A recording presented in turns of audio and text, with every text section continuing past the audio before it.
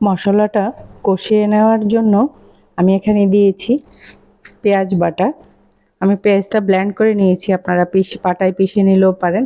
তো আমি পেঁয়াজটাকে একটু ভেজে নিয়েছি। ভেজে নিলে সুন্দর একটা ফ্লেভার আসে, কাঁচা পেঁয়াজের ওরকম একটা ইয়ে থাকে না।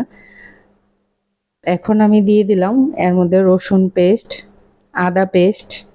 আদা পেস্টটা সামান্য একটু দিয়েছি যেহেতু মাছের তরকারি। তো আমি এটাকে খুব ভালো করে ভেজে নেব। এর সাথে আমি একটু হলুদের গুঁড়ো দিয়ে দিলাম।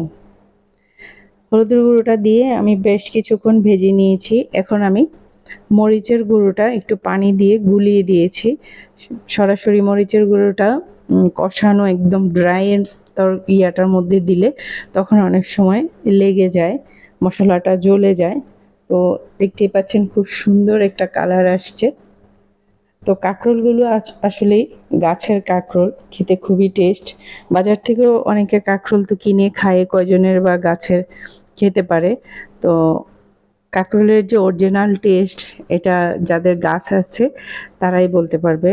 এত টেস্টি কাঁকরোল হয়, মানে এটা নিজেদের গাছ না থাকলে কেউ এটা টেস্ট কখনোই বুঝবে না। কিনা কাঁকরোলে এরকম টেস্ট কখনোই পাবে না।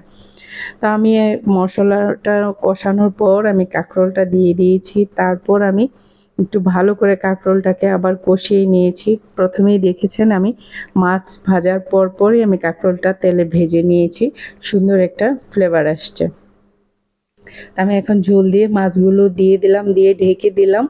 এখন আমার তরকারিটা রেডি হয়ে গেছে। খুবই মজাদার একটা রেসিপি ইলকা মাছ দিয়ে। আমি তো যেই মাছ দিয়ে হোক আপনারা রান্না করতে পারবেন, এটা এমনিতেই টেস্ট আসবে। যে কোনো মাছ দিয়ে রান্না করলে এরকম টেস্ট পাওয়া যাবে। তো আমি এখন ধনেপাতা দিয়ে দিলাম। তো আমার ভিডিও যে যেখান থেকে দেখছেন অবশ্যই আমার ফেসবুক পেজটা ফলো করে দিবেন, ইউটিউব চ্যানেলটা সাবস্ক্রাইব করে দিবেন। আল্লাহ হাফিজ।